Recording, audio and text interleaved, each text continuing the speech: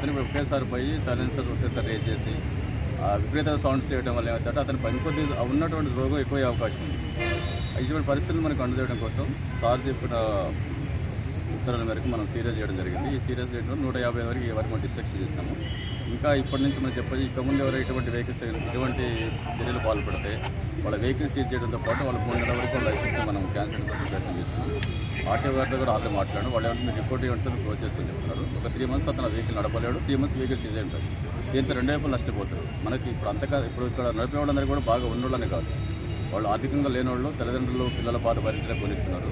ఈ తల్లిదండ్రులకి ఈ విషయం తెలియాలని చెప్పేసి ఆ తల్లి చెక్ చేసుకుంటారు. ఒక ఏరియా చేసి పోలీసు వాళ్ళు అంటే చూసారు మన బండి కరెక్ట్ సైలెన్స్ ఉందా మార్చిన కొడుకుని అడుగుతారు.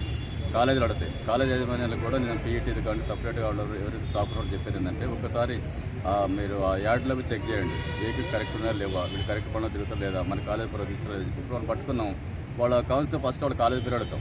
అడిగిన వాళ్ళ కాలేజ్ యాజమాన్యం ఎంత పర్ఫెక్ట్గా చేస్తుందని చెప్పేసి తెలిసే అవకాశం. కాబట్టి అందరికీ కూడా వాళ్ళకు కూడా చెప్పేది ఏంటంటే మీరు గౌరవం పెంచుకోవాలంటే పిల్లలకు గౌరవాలు ఏర్పడండి, సంస్కృతి పరంగా ఎట్లా ఉండాలా, రోడ్డు మీద రోడ్డు సేఫ్టీని ఎట్లా పాటించాలా, ట్రాఫిక్ రూల్స్ ఎట్లా ఫాలో అవ్వాలని చెప్పేసి తయారు చేయడం ఉద్దేశంతో నేను చేయడం జరుగుతుంది. ఇది అందరూ కూడా ఒక సదుద్దేశంతో మంచి కార్యక్రమం భావించి ఇక ముందు